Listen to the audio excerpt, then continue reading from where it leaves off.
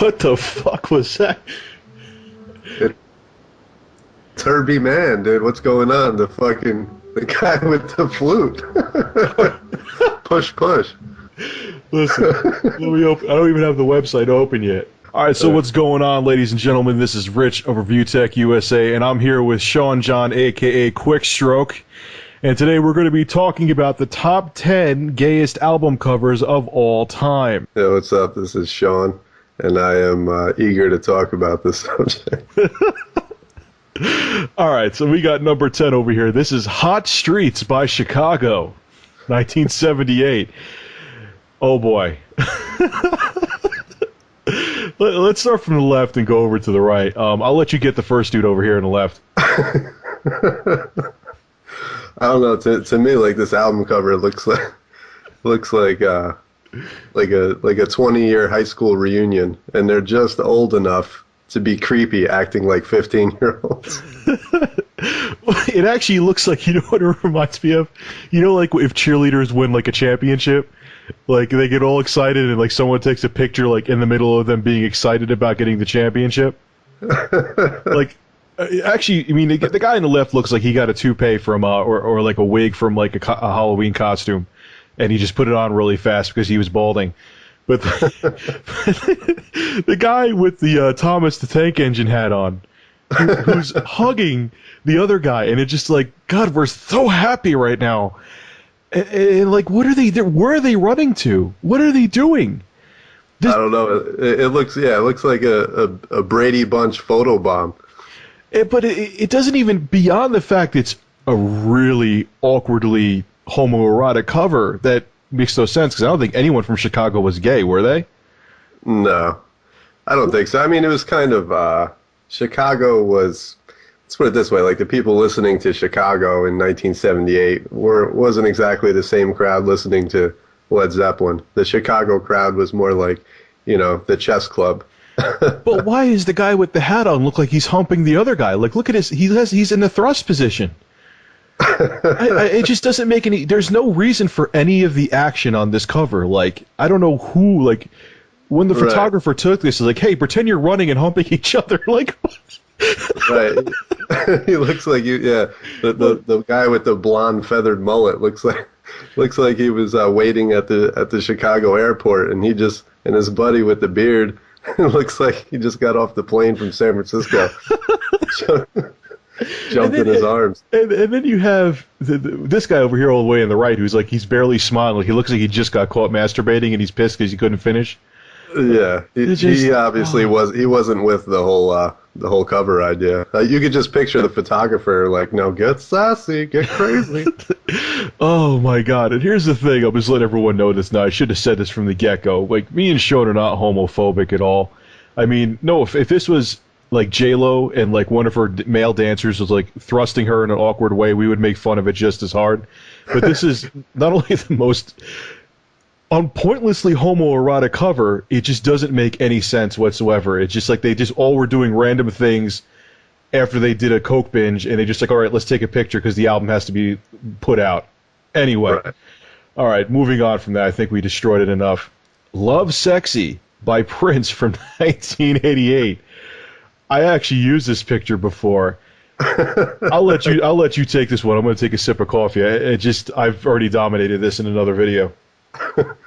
Well, I am a Prince fan. I do like Prince, but this album it wasn't even good. But the album cover, by Prince standards, this is completely heterosexual. You know. What? But here's the thing. He looks like I don't know, like he's auditioning for Tinkerbell or something. Like, this is like a Dove commercial. This is like a Dove commercial. First of all, like a PETA ad. If you showed me the bottom half of his body, and this is going to sound like, you know, I'm about to do a leap, I would think it was a woman. I'm like, damn, man, that bitch got nice legs. Like, but the thing is, you're right. You would think it was Lady Gaga's single. Yeah, he actually his legs are more feminine than Lady Gaga's in this. But what? Like, Prince is a straight dude who gets very hot women, but he's in touch with his feminine side, man. I mean, look, he's cupping his nipple, And it just, he looks like he was a naked woman who got caught, like wanted to get caught coming out of the shower, and he's like, man, I'm going to take advantage of this photo op. Like, I know a lot of dudes that listen to Prince, and I guarantee you, back in the 80s, when they brought this album up, or the CD up, or vinyl back then, up to the counter, they must have felt very awkward afterwards. He has lavender behind him, man, and his hair is flowing in the wind. Damn. And if you look right behind him, he has a penis-shaped plant right behind him. I mean, what is going on? Yeah, buying this album would be like, bringing a bringing a porno up to the young girl at the counter to rent at that video store. Yeah, it would be as awkward as like a horse porno, and you have tampons with you, and you got them both at the convenience store at once. Jeez. Anyway, moving on. Oh boy. Push Push by Herbie Man from 1971, and it contains a bonus track. Yeah, the bonus is he puts the flute in his ass and plays the Hyrule theme. First off, beyond the fact that this just, I don't know, this looks like he was like on the web, like he's a 50-year-old man on the web looking for a 10-year-old.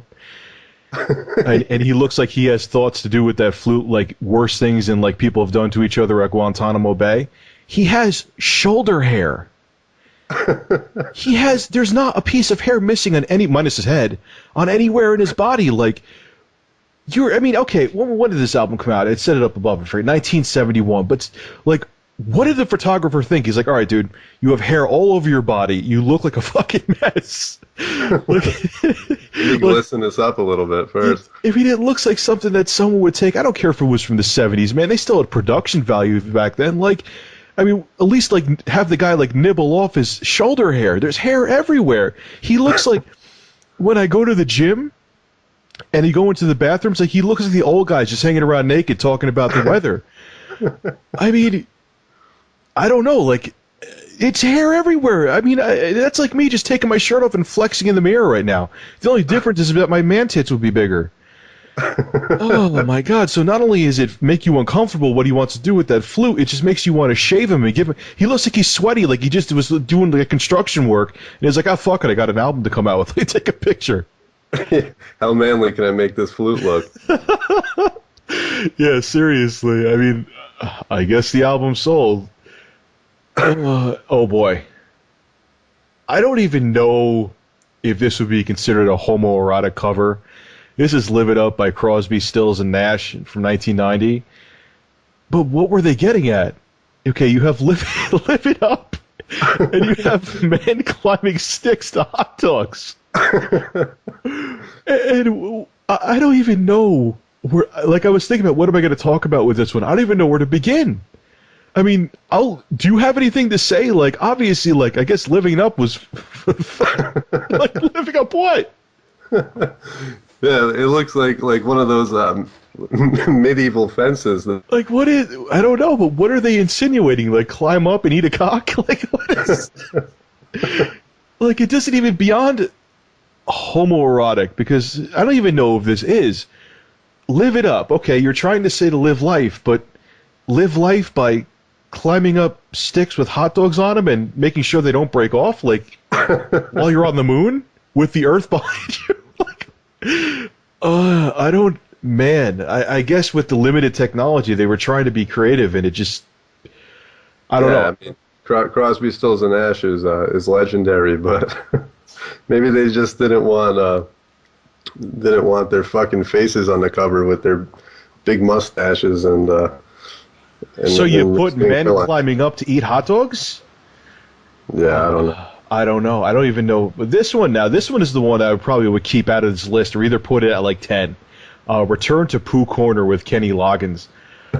I mean, okay, you got the unicorn. Maybe he might get the horn up his ass. But it's really not that bad. I mean, you got the horses in the background. That's not fruity either. I think it was a children's album. Yeah. I mean, he did write Footloose and shit, but it definitely looks like a romance novel like Michael Jackson would keep in his nightstand. I mean, he has the same beard that like George Michael still has to this day. I mean, maybe that I don't know, but I don't know. I don't really consider this. I mean, it's a kid's album. He wasn't doing anything really like if he had a nipple out, maybe I'd be concerned, but it's not that bad. No. Anyway, that one's boring. Let's move on. Oh boy. My Beauty by Kevin Rowland, 1999. That makes it. Oh man, I didn't see the whole thing. Yeah, this guy's from. Go ahead. This guy's from what is it? Dexys or Dexter's Midnight Riders.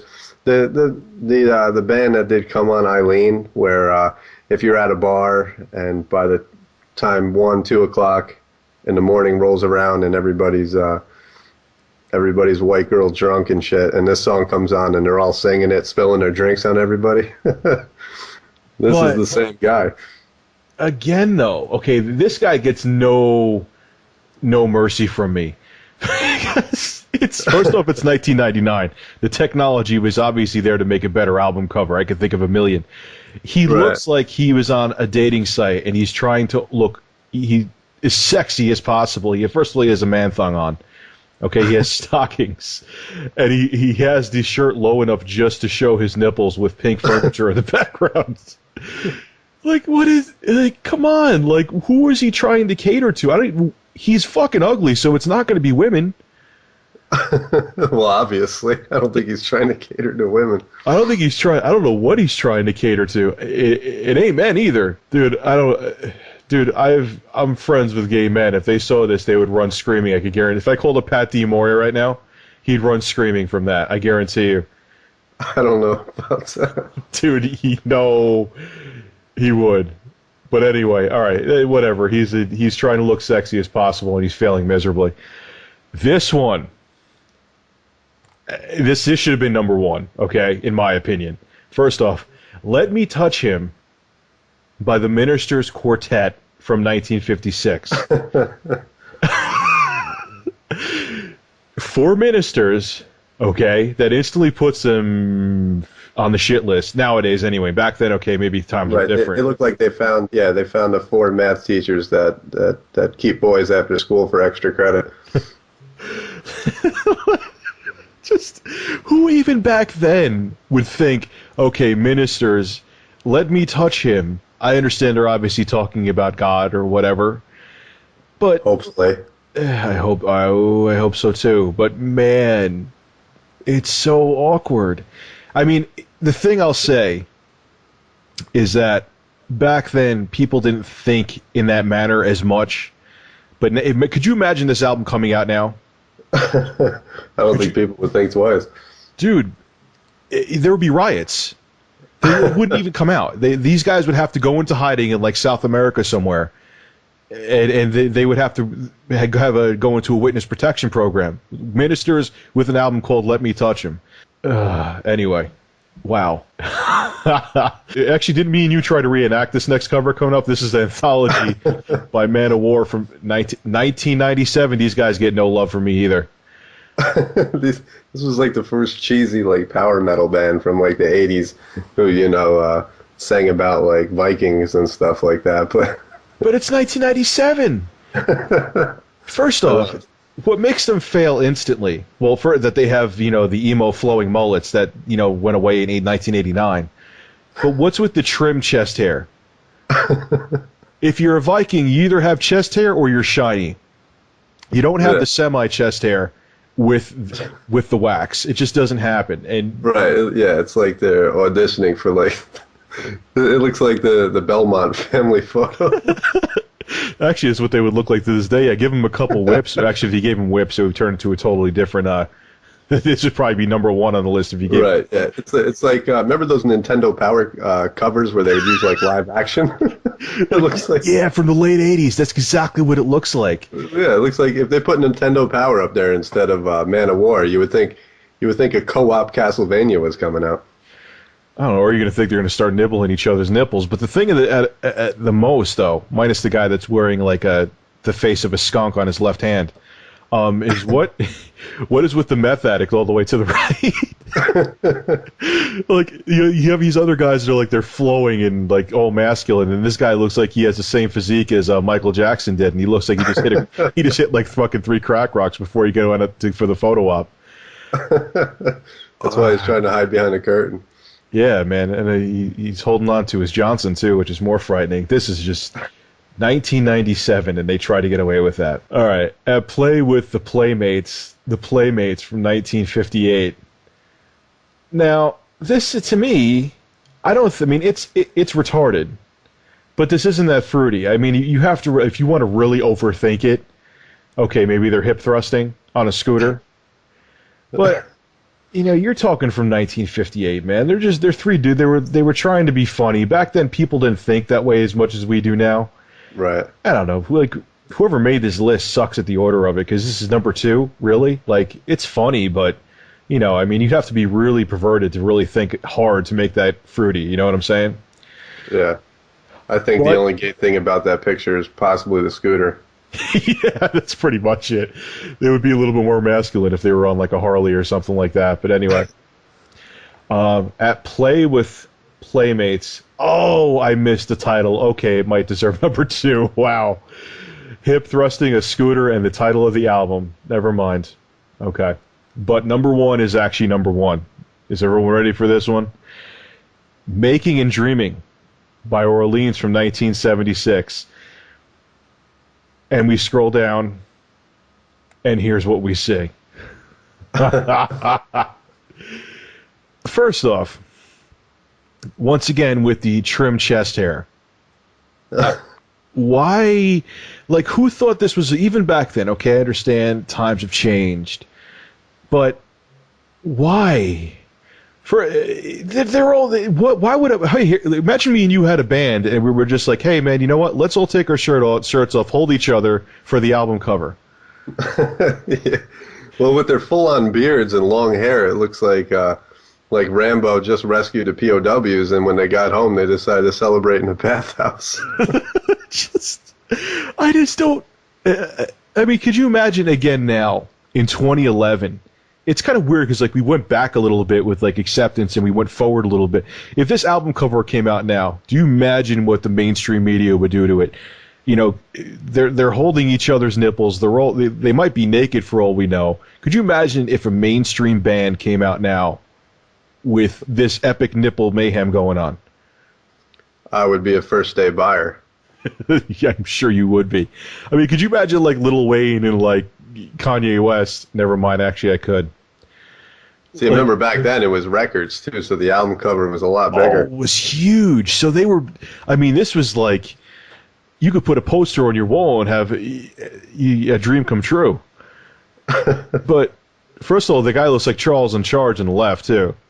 But again, what are they doing? The guy in the front, this is always the thing that gets me about these old school covers, beyond the fact of the epic amount of homoeroticism going on, is that they all have what is their motivation? Why does the guy in the front look like he's constipated and the rest of them are looking at the camera? There's no meaning to this picture. Like, there's no artistry to it, except shirtless men with, trim chest hair. Right. It comes down to the fact that they're just standing way too close to each other. I mean, God, imagine like if they're like fucking, like imagine like if it was like a hot photo op too, and like they're all getting sweaty and like, okay guys, it's time for a hug. No, the cameraman just kept getting closer and closer and shit, and he's like, okay, move in, move in, move in. All right, start thrusting too. I want some natural action, natural. Right, yeah, it looks like a scene out of, a gym shower. Oh my God! But this is Dusky's gym shower. Dude, I got to thank you for sending this list. And I'm going to repeat this again because I know some people are going to take this the wrong way. We're not homophobic. I mean, come on. You look at these pictures. I actually sent this to one of my gay friends, and he was laughing his ass off when he got it. So they're just horrible album covers. That, I mean, once again, let's look at Push Push Herbie Man. He has shoulder hair, back hair. He looks like the Wolfman was slightly trimmed to take this album cover. So if you think we're doing it for malicious reasons, take a look at that album cover again and try to take it seriously. Anyway, this is Rich of Review Tech USA, and I know Sean hated announcing himself, and I'm with Sean John, a.k.a. Quickstroke, and this is the top 10 gayest album covers of all time. Tell me what you guys think. We may do more of these. Have a good one. Just to let you know I was naked while filming this, too. Filming, recording, whatever. Shut up. Later.